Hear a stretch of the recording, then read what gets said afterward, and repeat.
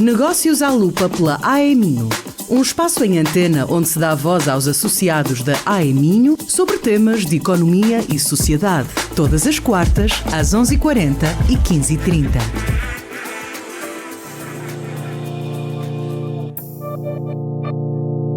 Olá, sejam muito bem-vindos a mais um episódio do Negócios à Lupa pela AEMinho. Esta semana falamos de como a inteligência artificial está a impactar a eficiência operacional das empresas.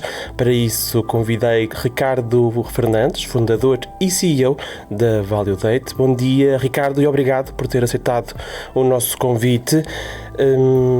Começo pela pergunta mais óbvia, que é: de que forma a que a IA está a afetar positiva ou até negativamente a eficiência das empresas e quais áreas se percebe melhor as vantagens ou as desvantagens deste uso, Ricardo? Bem, bom dia, José. Obrigado pelo convite. A inteligência artificial já existe há muitos anos.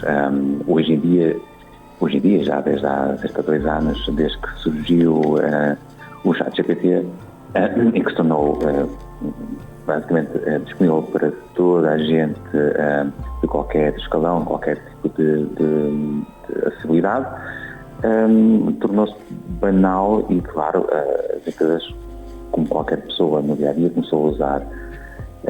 Quando digo que já existe há muitos anos, a ValueDate é uma empresa que começou a trabalhar exclusivamente na área de dados, e com Data Science. Data Science é, de facto, a área que criou o ChatGPT e outras ferramentas chamadas LLMs. Como é que afeta? Ora bem, cada vez mais estas ferramentas permitem auxiliar desde a escrita de textos à mesma codificação de soluções informáticas. Hoje em dia, e todos os dias, para ser mais exato, surgem novos modelos inteligentes com mais capacidade.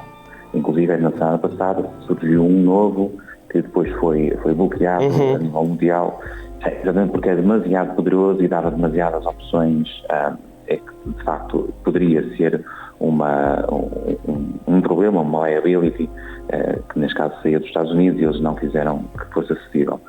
Como é que muda? De facto, eu até dou um exemplo que é muito usado, que é: nós já tivemos, há muitos anos atrás, tínhamos os portageiros nas autoestradas que deixaram de existir porque foram substituídos por máquinas automáticas.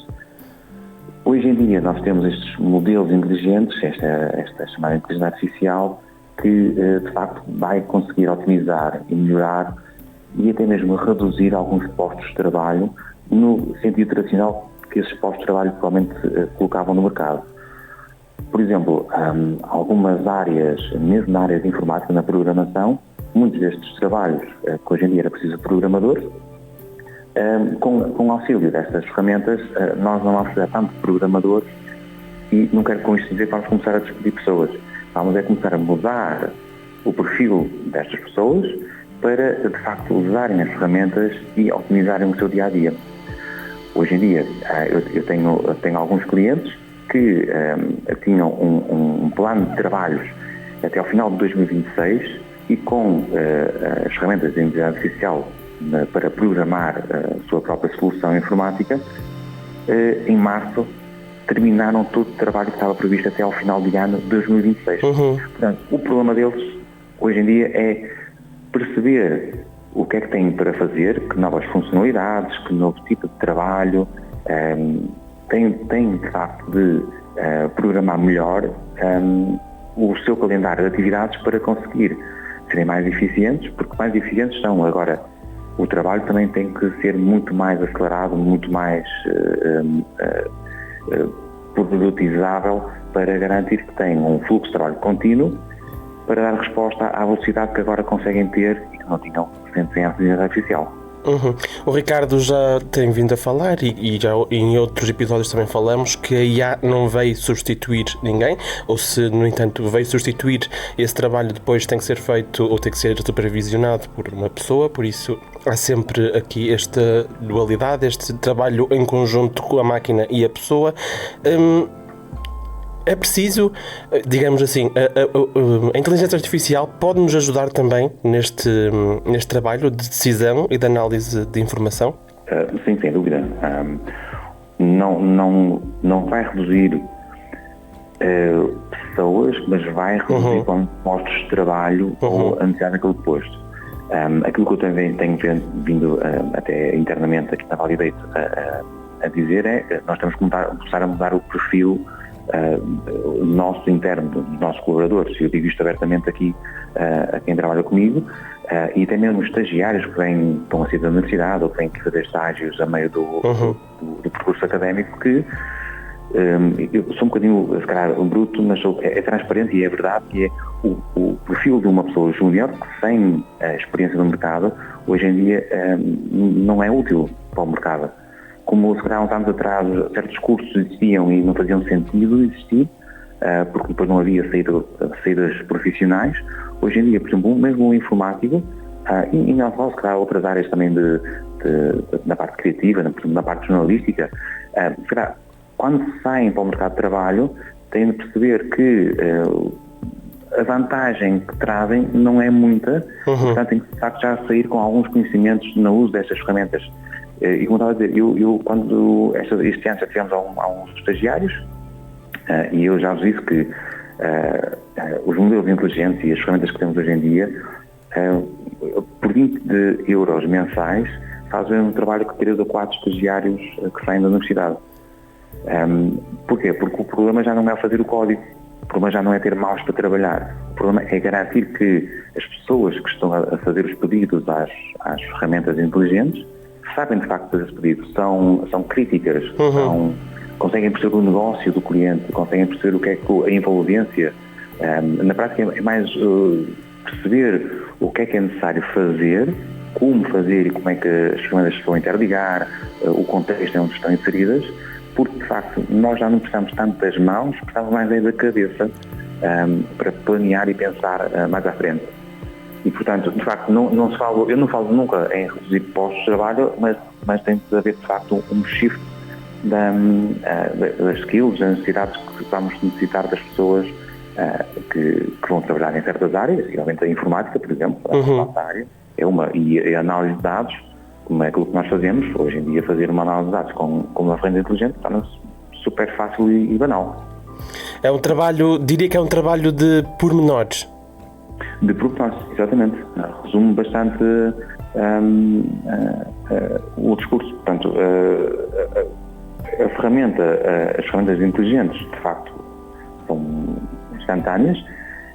Há aqui um problema que já está a acontecer, e se calhar abordámos já esse tema, que é o custo que essas ferramentas têm nas empresas, e, portanto, já surgem algumas notícias a dizer que pessoas que investiram em inteligência artificial já estão a voltar atrás e a contratar novamente as pessoas, porque de facto o custo que era muito baixo, que era na prática era para tentar agarrar as pessoas, essas ferramentas, e cumpriu bem o objetivo. Portanto, as pessoas começaram a usar e hoje em dia quase nem vivem sem elas, mas agora tem um custo associado que está cada vez a aumentar, e já se faz notar nas faturas das empresas e no uso que as pessoas dão dessas ferramentas hoje em dia.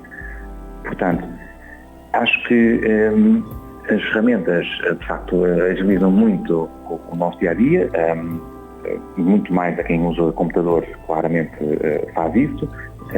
Em fábricas já, quer dizer, se pensarmos nas fábricas, já aqueles braços robóticos, não é? Que já eram inteligentes, eram programados, mas eram inteligentes. Portanto, estamos a viver uma revolução que não é industrial, do ponto de vista de máquinas, não é de produção, mas é uma revolução tecnológico. Tecnológica a nível de empresas, a nível de inteligência, não é? Portanto, Bem, Ricardo, eu falava numa facilidade agora, talvez até numa banalização da análise de dados agora com estas ferramentas. Há áreas em que é mais fácil esta implementação e que condições é que são necessárias para implementar, para fazer uma adoção eficaz destas ferramentas? Ora bem, aquilo que eu vejo é que, de facto, há alguns clientes ou algumas pessoas que usam estas ferramentas para análise de dados. De facto, carregar um Excel com alguma informação numa destas ferramentas e pedir um dashboard de análise de dados é muito simples. Onde é que estas ferramentas falham? E é onde nós, de facto, continuamos a criar muito valor para os negócios. é na integração dos dados. Porque as empresas não têm um Excel, têm vários sistemas, várias fontes de informação, desde Google a Facebook, aos próprios sistemas internos de geração de faturas, de CRM, enfim. As empresas são uma mescla de múltiplas fontes de dados.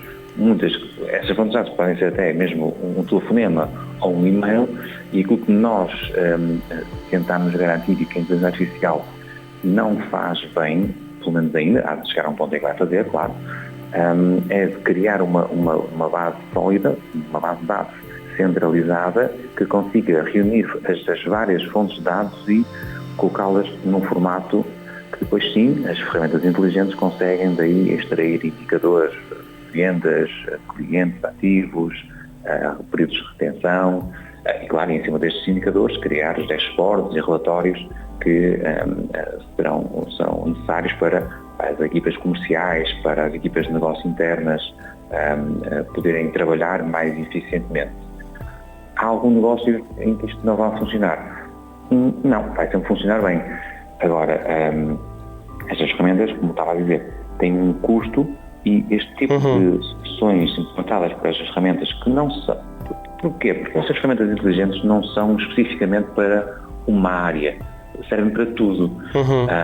E o problema é que as pessoas começam de facto a usar para tudo e vão ter, cair, lá está, no problema do custo. Se não forem bem usadas ou o planeamento do uso destas ferramentas de facto acelera. Nós vemos no mercado muita gente a fazer provas de conceito, pequenos testes, e de qual pequeno teste funciona, mas depois não está integrado com mais nada e deixam cair. É só apenas uma prova de conceito que na teoria funciona, mas depois na prática não consegue ligar ao ecossistema que a empresa tem. E é aqui que nós conseguimos depois entregar o valor, que é de facto integrar a informação toda, garantir que estas ferramentas conseguem ligar-se ao ecossistema da empresa e depois conseguir então a criar, enfim, toda a nova informação que as empresas necessitam. Dito isto, e para terminarmos, Ricardo, quais são as suas perspectivas do uso desta ferramenta no futuro próximo? Acredita que vai ser mais usado? Acredita que pode ser melhor usado até? Acho que é a segunda parte. Acho que vai ser melhor usada. Hoje em dia já é muito usada, claramente. Não há ninguém, lá está, se perceba de informática ou não, seja da área ou não, toda a gente está a usar. Muitos usam com muita frequência, outros com pouca, mas toda a gente usa. É um pouco como o Google existe desde há muitos anos. Acho que vai ser usado. Acho que tem que começar a ser, a nível do futuro, vai de facto fazer parte das nossas vidas. A nível de utilização, pelo menos para a parte empresarial, vai começar a entrar, já entrou, mas vai começar a entrar de uma forma mais estruturada, porque o peso financeiro que estas ferramentas têm é muito à base da utilização, portanto, o consumo, o chamado token, que eu resumo a uma sílaba, é um custo que vai se tornar muito caro e, portanto, aquilo que eu acho que vai acontecer é que, de facto, as empresas vão adotar quase vai tornar quase a sua ferramenta de base que vai sustentar todo o funcionamento de uma empresa. Acho que as empresas vão ter é que começar a inovar e a criar diferenciação aos seus concorrentes, porque tal como uma empresa A usa a inteligência artificial, a empresa B também vai usar, e a C. O que é que vai distinguir estas empresas? Muito pouco. Vai, de facto, distinguir são os pormenores, como disse no início, e disse muito bem, é o que é que distingue a empresa A da B, porque as duas usam o mesmo tipo de tecnologias, usam as mesmas, vendem o mesmo produto. É nos pormenores que depois vão conseguir tentar cativar os clientes e crescer, porque se pensarmos de um ponto de vista prático, as ferramentas estão feitas para toda a gente e, portanto, em teoria, toda a gente vai conseguir fazer o mesmo. E depois não há mercado que vai querer consumir um produto que seja exatamente igual. Se formos pelo preço, vamos começar a reduzir a qualidade e acho que também não é isso que o mercado vai querer. Portanto, acho que as empresas que apostarem em ter inteligência artificial incluída nos seus negócios, mas que esteja muito atento aos pormenores e na diferenciação dos seus produtos e serviços face à concorrência, são as empresas que vão, de facto, vencer e ganhar a cota de mercado. Muito bem, muito obrigado, Ricardo, mais uma vez pela participação neste episódio, neste podcast. Pelo tempo. E assim termino este episódio. Para a semana estamos de volta com um novo convidado e um novo tema. Entretanto, podem ouvir este e outros episódios também em rumo.pt, nas redes sociais da Associação Empresarial do Minho e agora também no canal Spotify da AE Minho. Eu, como já disse, estou de volta para a semana. Fico à vossa espera. Até lá. Negócios à Lupa pela AE Minho. Saiba mais em ae-minho.pt e acompanhe a atualidade através das redes sociais em facebook.com/Associação Empresarial do Minho e no LinkedIn AE Minho.